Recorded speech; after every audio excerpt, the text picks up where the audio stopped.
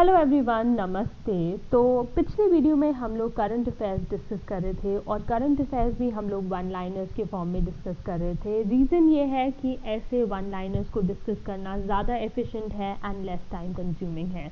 तो ये उसी सीरीज़ का पार्ट 2 है जिसमें हम लोग जनवरी से अगस्त तक जितने भी इंपॉर्टेंट करंट इवेंट्स हैं उनको डिस्कस करेंगे। आज की जो वीडियो है वो अवार्ड्स पे आधारित है, यानी कि इन महीनों में जितने भी इंपॉर्टेंट अवार्ड्स दिए गए हैं हम उनको डिस्कस करेंगे। तो फर्स्ट जो इम्पॉर्टेंट अवार्ड है जो आपको याद रखना है वो कोनेरू हम्पी को मिला है। बेसिकली ये एक चेस प्लेयर हैं और इनको मिला है इस बार का BBC India sports woman of the year award for the year 2020। तो कोनेरू हम्पी आपको फर्स्ट तो ये याद रखना है कि ये चेस से रिलेटेड है और इनको BBC India sports woman of the year award मिला है।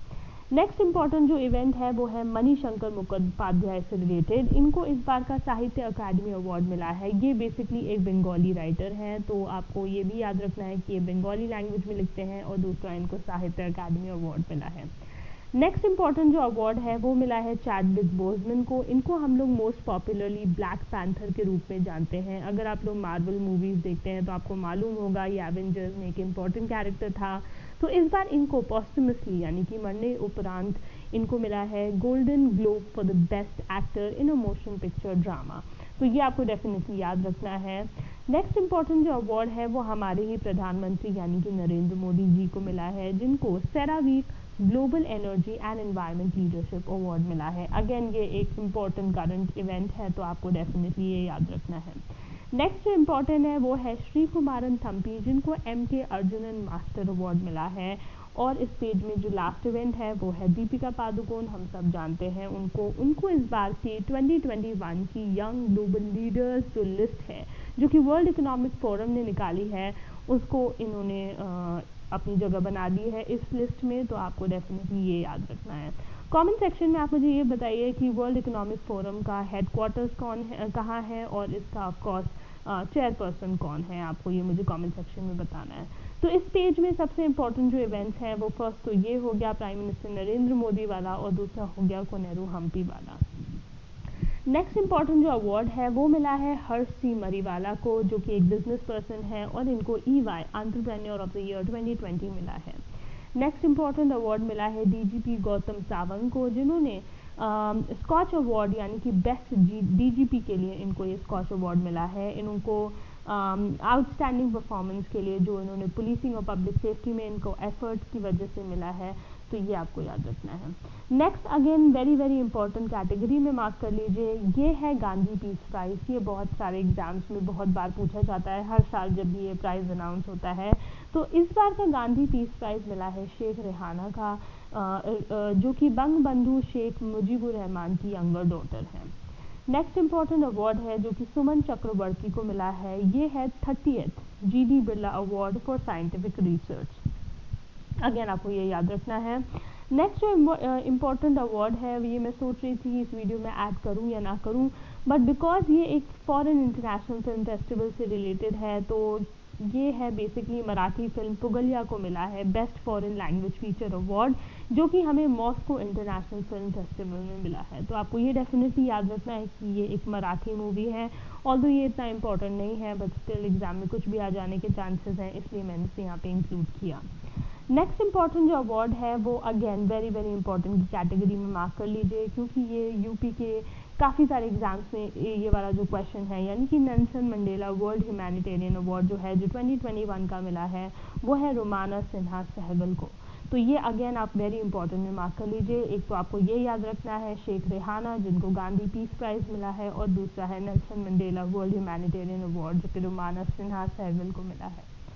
नेक्स्ट इम्पॉर्टेंट जो अवार्ड है अगेन वेरी वेरी इंपॉर्टेंट है, ये मिला है सुपरस्टार रजनीकांत को। मेरे ख्याल से तो ये आपको सभी को पता होगा, इस बार का बहुत ही पॉपुलर अवार्ड है। तो ये मिला है 51st दादा साहेब फाल्के अवार्ड, जो कि हमें सुपरस्टार रजनीकांत को दिया गया है।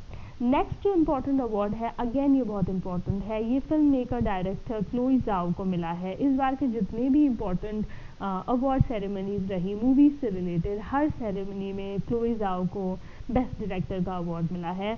तो बेसिकली जो ऑस्कर्स हैं इस साल के जो हुए उसमें भी इनको बेस्ट डायरेक्टर की ट्रॉफी मिली है। तो इम्पॉर्टेंट बात यह है कि ये सिर्फ एक सेकंड वुमन है जिसको ये बेस्ट डायरेक्टर का अवार्ड मिला है ऑस्कर्स में। उसके अलावा जो नेक्स्ट इम्पॉर्टेंट अवार्ड है वो है मारिया रेजा, जिसको यूनेस्को गुइलेर्मो कानो वर्ल्ड फ्रीडम प्रेस प्राइज मिला है। अगेन ये बहुत इंपॉर्टेंट है, इसको इम्पॉर्टेंट भी कैटेगरी में मार्क कर लीजिए। क्लोई जाओ को भी आप इम्पॉर्टेंट भी कैटेगरी में मार्क कर लीजिए। अब ये जो नेक्स्ट 3 अवार्ड्स है अगेन ये स्पोर्ट्स से रिलेटेड है। अगर आपने यूपीएससी असिस्टेंट प्रोफेसर का एग्ज़ाम का शेड्यूल सिलेबस का शेड्यूल देखा है तो आपको मालूम है कि यूनिट 1 में स्पेशली स्पोर्ट्स से रिलेटेड इवेंट्स के बारे में मेंशन किया हुआ है। तो स्पोर्ट्स से रिलेटेड जितने भी अवार्ड्स हैं आप जितने ज़्यादा ध्यान रख सकते हैं उतना ही ज़्यादा अच्छा है एग्ज़ाम के पॉइंट ऑफ व्यू से। तो पहला जो ये स्पोर्ट्स का अवार्ड है वो है राफेल नडाल। इनको इस बार का लॉरियस वर्ल्ड स्पोर्ट्स अवार्ड में sportsman of the year award मिला है। दूसरी है sports woman of the year, जो कि same Laureus world sports award में ही इनको sportsman of woman of the year मिला है। ये है नाओमी ओसाका। ठीक है, दोनों आपको याद रखते हैं, बहुत इंपॉर्टेंट है। और इस बार का जो यूरोपियन गोल्डन ग्लोब बूट मिला है ये मिला है रॉबर्ट लेवेंडाउस्की को। अगेन बहुत इंपॉर्टेंट है, रॉबर्ट लेवेंडाउस्की, इनको मिला है यूरोपियन गोल्डन बूट अवार्ड। तो अगेन ये इंपॉर्टेंट है, ये आपको याद रखना है। और फर्स्ट पेज पे जो हमने कोनेरू हम्पी पढ़ा अगेन वो भी स्पोर्ट्स से रिलेटेड है, यानी चेस से रिलेटेड है, तो आपको उससे रिलेटेड करंट अफेयर भी याद रखना है।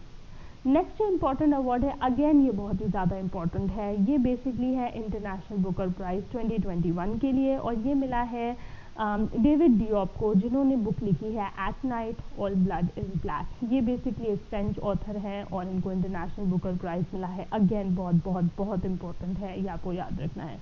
जो नेक्स्ट इम्पॉर्टेंट अवार्ड है वो है QS world university ranking 2022। Basically top 200 institutes में इंडिया की जो इंस्टीट्यूट जो सबसे इम्पॉर्टेंट या सबसे ऊपर आई है वो है IIT बॉम्बे, जिसको 177th रैंक मिला है।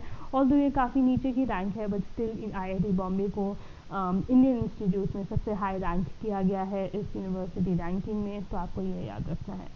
नेक्स्ट अवार्ड है शिरीषा बांदला को, जो कि सेकेंड इंडियन ओरिजिन की वुमन बन गई हैं जो स्पेस गई हैं। ये स्पेस गई है in a project called as Virgin spaceship Unity. तो अगेन ये इम्पोर्टेंट है। नेक्स्ट इम्पॉर्टेंट अवार्ड है, अगेन इसको वेरी इंपॉर्टेंट मार्क कर लीजिए, ये बिजनेसमैन साइरस पूनावाला को मिला है। Cyrus Poonawalla basically founder chairperson है पुणे का जो हेडक्वार्टर्स वाला जो इंस्टीट्यूट है, यानी कि सीरम इंस्टीट्यूट ऑफ इंडिया, जो आज के टाइम पे वैक्सीन प्रोडक्शन के लिए बहुत ही ज़्यादा फेमस हो रखा है बिकॉज ऑफ द कोरोना। तो इनको इस बार का लोकमान्य तिलक नेशनल अवार्ड मिला है 2021 के लिए। अगेन ये बहुत ही ज़्यादा इंपॉर्टेंट है, ये याद रखना है। और आज का जो लास्ट इम्पॉर्टेंट इवेंट है वो है मोहम्मद आज़म। मोहम्मद आज़म बेसिकली एक सोशल एक्टिविस्ट हैं तेलंगाना साइड से और इनको इस साल का नेशनल यूथ अवार्ड मिला है। तो ये थे इम्पॉर्टेंट अवार्ड्स जनवरी से अगस्त से रिलेटेड। अभी इस तरीके के और भी पार्ट्स में लेके आऊँगी। अगर आप इनको रिवाइज करना चाहते हैं तो इनकी जो इमेजेस हैं वो मैंने अपने टेलीग्राम चैनल पे डाल दी है, तो आप लोग उस टेलीग्राम चैनल पे जाके इन इवेंट्स को रिवाइज कर सकते हैं। So until next time, take care, bye bye.